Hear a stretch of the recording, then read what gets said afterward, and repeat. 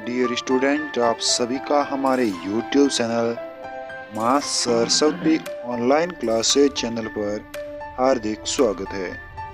आज की इस अमेजिंग वीडियो में हम कक्षा 12th हिंदी आत्म परिचय की अति महत्वपूर्ण क्वेश्चंस पर डिस्कशन करने वाले हैं।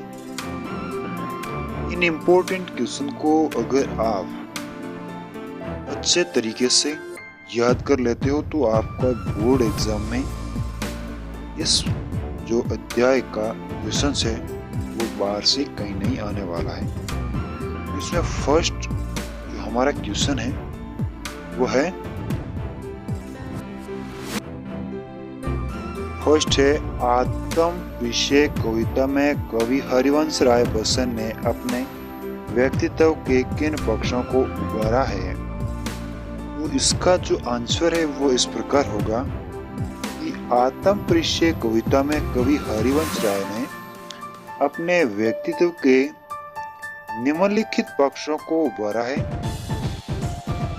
फर्स्ट है, कवि अपने जीवन में मिली आशा निराशाओं से संतुष्ट है।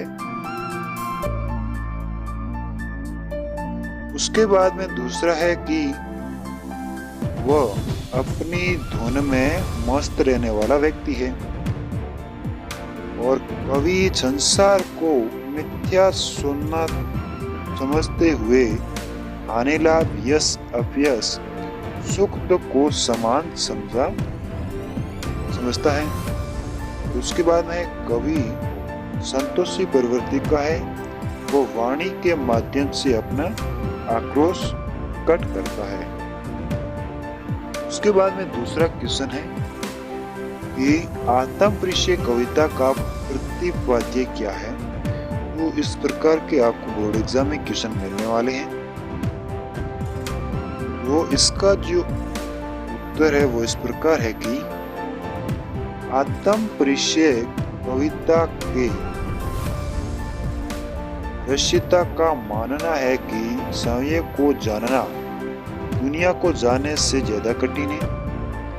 समाज से व्यक्ति का नाता खट्टा मीठा तो होता ही है, संसार से पूरी तरह निश्चेप रहना संभव नहीं। दुनिया अपने व्यंग्य बाण तथा शासन से चाहे जितना कष्ट दे और दुनिया से कटकर मनुष्य भी नहीं रह पाता, क्योंकि उसकी अपनी अस्मिता अपनी पहचान का उत्स उसका परिवेश ही अपनी उसकी दुनिया है। वह अपना परिचय देते हुए लगातार दुनिया से अपने द्विधात्मक और द्वंद्वात्मक संबंधों का मर्म उद्घाटित करता है। पता चलता है वह पूरी कविता का सार एक पंक्ति में कह देता है। और दुनिया में मेरा संबंध प्रतिकूल है और मेरे जीवन है उसमें विरुद्धों का सामंजस्य है। उसके बाद में तीसरा क्वेश्चन है कि दिन जल्दी जल्दी ढलता है, कविता का उद्देश्य बताइए। उसका उद्देश्य इस प्रकार है कि यह कविता प्रसिद्ध कवि हरिवंश राय बच्चन की कृति निस्सा निमंत्रण से उत्कृत है। और इस गीत में कवि प्रकृति की दैनिक परिवर्तनशीलता के संदर्भ में प्राणी वर्ग के धड़कते हृदय को सुनने की काव्यात्मक कोशिश वो व्यक्त करता है।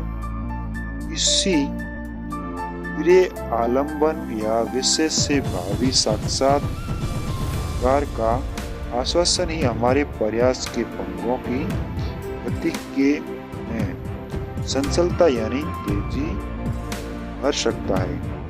इससे हम शिथिलता और फिर जड़ता को प्राप्त होने से बच जाते हैं। यह गीत इस बड़े सत्य के साथ समय गुजर जाने के एहसास में लक्ष्य प्राप्ति के लिए कुछ कर गुजरने का जज्बा भी लिए हुए हैं। उसके बाद में सोता है। सोते में कि आत्म प्रीष्य कविता को दृष्टि में रखते हुए कवि के कथन को अपने शब्दों में प्रस्तुत करना है। ये मोस्ट इम्पोर्टेंट क्वेश्चन है। इन्हीं में से आपको लगभग 2 क्वेश्चन मिल जाएंगे।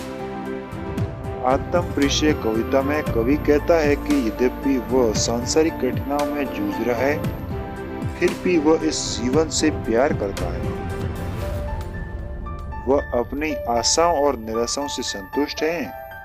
वह संसार से मिले प्रेम व स्नेह की परवाह नहीं करता है, क्योंकि संसार उन्हीं लोगों की जयकार करता है जो उसकी इच्छा अनुसार व्यवहार करते हैं।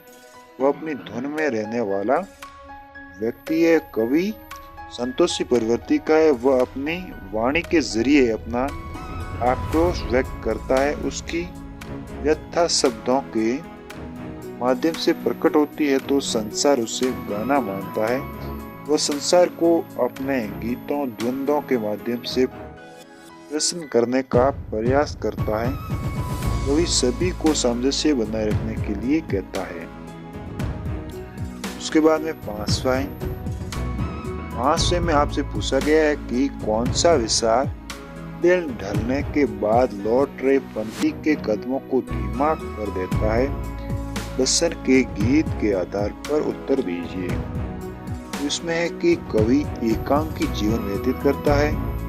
शाम के समय उसके मन में विचार उठता है कि उसके आने के इंतजार में व्याकुल होने वाला कोई नहीं है। अंत वह किसके लिए तेजी से घर जाने की कोशिश करे और शाम होते ही रात हो जाएगी और कवि की विरह व्यंजना बढ़ने से उसका हृदय बेचैन हो जाएगा। इस प्रकार के विचार आते ही दिन ढलने के बाद लौट रहे पंथी के कदम धीमे हो जाते हैं। इस प्रकार आपको अगर क्वेश्चन चाहिए तो हमारे टेलीग्राम चैनल मां सरस्वती ऑनलाइन क्लासेस चैनल पर आपको PDF के फॉर्म में मिल जाएंगे। तो इसकी लिंक वीडियो के डिस्क्रिप्शन में दी गई है, वहां से जाकर आप इसे डाउनलोड कर सकते हैं। आज का वीडियो यहीं समाप्त करते हैं। जय हिंद, जय भारत।